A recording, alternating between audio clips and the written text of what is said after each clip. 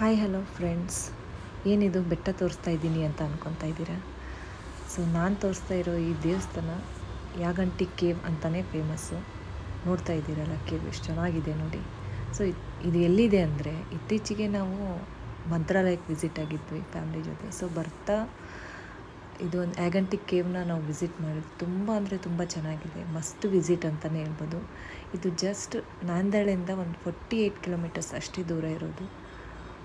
ಅಲ್ಲಿ ನೀರಾಯಿತು, ನೇಚರ್ ಆಯಿತು, ಗ್ರೀನರಿ, ಆ ಕೋತಿಗಳು ತುಂಬ ಅಂದರೆ ತುಂಬ ಚೆನ್ನಾಗಿದೆ.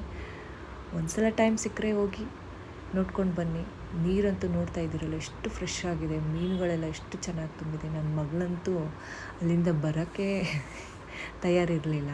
ನೋಡ್ತಾ ಇದ್ದಿರಲ್ಲ ನೋಡಿ, ಎಷ್ಟು ಹಠ ಮಾಡ್ತಾಯಿದ್ಲು ಆಟ ಆಡೋಕ್ಕೆ ಅಂತ. ಸೊ ಇದು ನೋಡಿ ಮೇಲಿಂದ, ಬೆಟ್ಟದ ಮೇಲಿಂದ ವ್ಯೂವು. ಸೊ ಈ ದೇವಸ್ಥಾನ ಬಂದು ವೆಂಕಟರಮಣ ಅವ್ರ ದೇವರದ್ದು. ತುಂಬ ಚೆನ್ನಾಗಿದೆ, ತುಂಬ ಪೀಸ್ಫುಲ್ ಆಗಿದೆ ನೋಡಿ. ಕೋತಿಗಳ ಆಟ ಹೆಂಗೆ ತುಂಬ ಅಂದರೆ ತುಂಬ ಫ್ರೆಂಡ್ಲಿ ಆಗಿದ್ದಾವೆ. ಸೊ ಬೇರೆ ಕಡೆ ಎಲ್ಲ ನಾವು ನೋಡ್ತಾ ಇರ್ತೀವಲ್ಲ, ಏನಾದರೂ ಕೈಯಲ್ಲಿ ಹಿಡ್ಕೊಂಡ್ರೆ ಕಿತ್ಕೊಂಡು ಹೋಗೋದು, ಯಾಮರ್ಸೋದು, ಆ ಥರ ಮಾಡ್ತವೆ. ಇಲ್ಲಿಂದ ಇನ್ನೊಂದು ವಿಶೇಷತೆ ಏನಂದರೆ, ಬಸವನ ಬಾಯಲ್ಲಿ ನೀರು ಬರುತ್ತೆ. ಅದು ಯಾರಿಗೂ ಗೊತ್ತಿಲ್ಲ ಎಲ್ಲಿಂದ ಬರುತ್ತೆ ಅನ್ನೋದು ಒಂದು ವಿಶೇಷತೆ ಆಗಿರುತ್ತೆ.